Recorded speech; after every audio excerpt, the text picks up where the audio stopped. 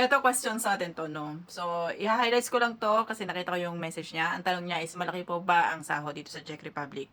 So, kung nanonood po kayo ng mga videos ko, yung mga past videos ko, ipinapakita ko sa inyo yung differences ng sahod dito sa Czech Republic. Siyempre, kapag may skills ka, iba po ang sahod mo. Kapag driver, welder, yung mga blazer ba tawag do'n? Blazing, yan, ganyan. Medyo malalaki po ang sahod nila. Meron kasi silang additional para doon sa kanilang skills. But, kapag ikaw naman is a factory, ganyan, kapag naman ikaw ay general worker, laborer, yung mga normal na trabahante is naka-minimum lang ang sahod nyo dito sa Czech Republic. Kapag naman ikaw ay naka-CNC, kasi meron din dyan, mga CNC operator, ganyan, medyo may dagdag pa rin po, depende sa level ninyo. So, sa una, naka-minimum kayo, pero time to time, tataas kayo, depende sa level ninyo sa inyong company. So, hindi po tayo nagbibigay ng specific kung magkano ang sinasahod namin dito sa Czech Republic. I hope you understand, kasi baka pag sinabi ko sa inyo na mga welders, sumasahod yan ng mga nasa 33,000 crowns. Pero, hindi kayo welder. So, magiging iba yung sahod nyo. Ayoko kasi na pag nandiyan kayo sa atin sa Pilipinas, is mag-expect po kayo na malaki yung sasahurin nyo pagdating dito sa Czech Republic. Tapos, pagdating dito sa Czech Republic, ang sasahurin nyo lang is nasa 23, 24 crowns, 24,000 crowns, mga ganun lang. Kasi nga, bago pa lang po kayo. So, gusto kong maintindihan nyo yun, guys, na hindi ibig sabihin na nandito po kami sa Czech Republic is pare-pareho po yung sahod namin. Parang ano lang din to parang same lang din dyan sa atin sa Pilipinas, di ba?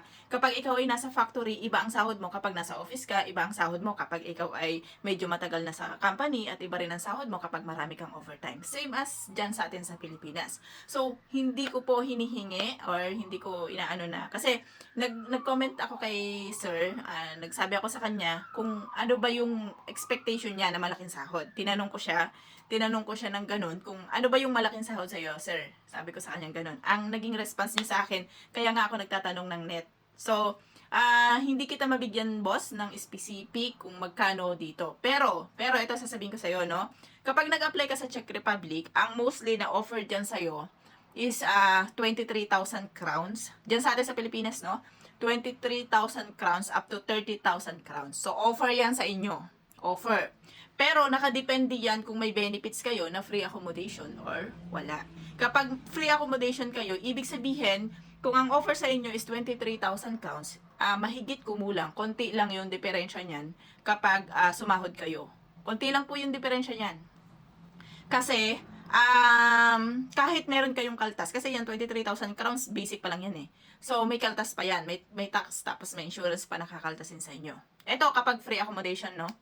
May tax at saka may insurance pa nakakaltasin sa inyo. So, that means na kahit meron siyang tax or insurance na ikakaltas sa inyo, pagdating naman ng sahod nyo, meron din kayong natatanggap kay company na bonuses. So, yung bonuses na yun na natatanggap nyo kay company is malaking bagay din po yun. So, yun. Sabi ko nga sa inyo, hindi siya nagkakalayo. Depende yan sa offer sa inyo dyan sa atin sa Pilipinas. Pero kapag po kayo ay hindi free accommodation, kahit ang sahurin nyo or ang inyong basic or tariff na ibigay sa inyo dyan sa atin sa Pilipinas is nasa 30,000 crowns, babawasan pa po yun ng inyong accommodation. So, ang accommodation dito, siguro nagre-range yan kapag marami kayo sa room na provided ng inyong company, baka 5,000 or 6,000 per head. Pero kapag solo kayo, kagaya namin, nasa 7,000 to 8,000 crowns ang binabayaran namin monthly. So, yun lang, no? Hindi kita mabigyan, boss, ng specific kung magkano talaga yung basic monthly salary dito sa Czech Republic. Pero sabi ko nga sa'yo is nakadepende naman yan sa kung ano yung skills mo. Kung kagaya ko, sabihin na lang natin sa ako po ay 4 years na dito sa Czech Republic. At sabihin natin na ang sinasahod ko po is nasa 29,000 crowns po ang sinasahod ko. Pero meron pa kasi kami binabayaran na bahay. Yun nga yung sinasabi ko sa inyo. May bayad kasi kami sa accommodation. And ang accommodation ko is nasa 6,700 to 6,800 every month po yun. So, hindi pa dun nakakaltas, guys, yung aking mga pagkain. Nandun pa rin siya. Nandun pa rin yung aking pagkain, yung aking allowance sa transportation, and then ang aking wifi. So, ganun yung basically yung mga sinasahod namin dito na masasabi ko, general worker yan, guys, Hindi po ako kasama doon sa mga skilled workers. Pero, yun nga, kapag mapapanood nyo yung mga vlogs ng mga driver, vlogs ng welder, vlogs ng CNC, medyo iba kasi yung offer sa kanila. Mas malaki yung offer sa kanila. baka pwedeng mas malaki sa sinasahod ko ng sobra. Kasi, lalo na kapag driver ka. So, ang alam ko talaga dito sa Czech Republic, ang driver ang pinaka malaki yung sinasahod. And then, the next one is the welder. Siyempre, wag natin isama yung mga blue collar, no? Yung mga matataas na talaga, may katungkulan na sa mga, sa company. So, wag natin siyang isama. Yun lang doon sa mga pangkaraniwan na pwede nyo ring makuha. So, kung kayo nandiyan sa Pilipinas, ang suggest ko, bago kayo pumunta dito sa Czech Republic, itry nyo muna na mag-aral ng weldering, and then pagdating nyo dito, kung hindi man yun yung ma-applyan nyo, at least pagdating nyo dito, may chance kayo na makapasok sa ganong category. So, yun lang, no? So, boss, sana nasagot ko, no? Kahit medyo mahirap sagutin yung tanong mo. Kasi nga, hindi natin siya pwedeng ibigay yung specific na amount kung magkano yung salary. Kaya nga, ang tanong ko sa'yo, nung tinanong mo ako kung malaki ba ang sahod dito sa Czech Republic, hindi kita masagot specifically kung ano ba yung klaseng malaki sa'yo. Kasi kung ang malaki sa'yo is 20,000 crowns, malaki po ang sahod namin. Pero kung ang malaki sa'yo, 30,000 crowns, maliit po ang sahod namin. So, yun lang yung basically yung masasabi ko, no? Na, kasi, syempre, may gastos din kasi tayo eh. May binabayaran tayo, kagaya nga namin, may accommodation kami. Kahit sumasahod ako ng nasa 30,000 crowns is marami pa rin kasi akong binabayaran, kagaya ng accommodation, ng aking transportation, ng aking pagkain dito sa Czech Republic, and ng akin pong, pangalan na ito, yung aking Wi-Fi. So, all in all, magkano rin ang nagagastos ko dyan sa aking binabayaran na yon. Siguro aabutin ng almost hindi ko sinabing as in talaga, almost nasa 13 to 15,000 crowns ang nababawas dun sa sahod ko para lang doon sa expenses ko dito sa Czech Republic. Para lang yun dun sa expenses ko, no?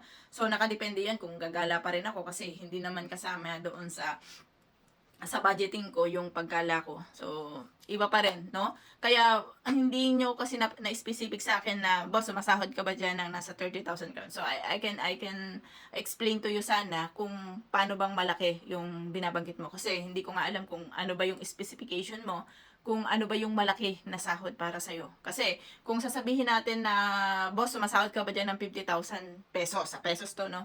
Kung sumasahod ka ba dyan ng 50,000 pesos? Kasi yun, malaki na yun sa akin. Sasabihin nyo sa akin ganun. Opo, sumasahod po kami dyan. More on pa sa 50,000 pesos. Yun nga lang, syempre, kapag nga nakaltas namin yung iba naming budgeting dito sa Czech Republic, nababago na siya. So, possible na may matira lang sa akin. Minsan natitira sa akin nasa 35 or 40,000. So, magpapadala pa ako sa amin sa Pilipinas. Kapag nakapeso to papadala pa ako sa amin sa Pilipinas. So, nakadepende yan. Kung padala ko sa amin is 20,000, for example lang, no? Ipadala ko sa amin, kunyari, ganong amount.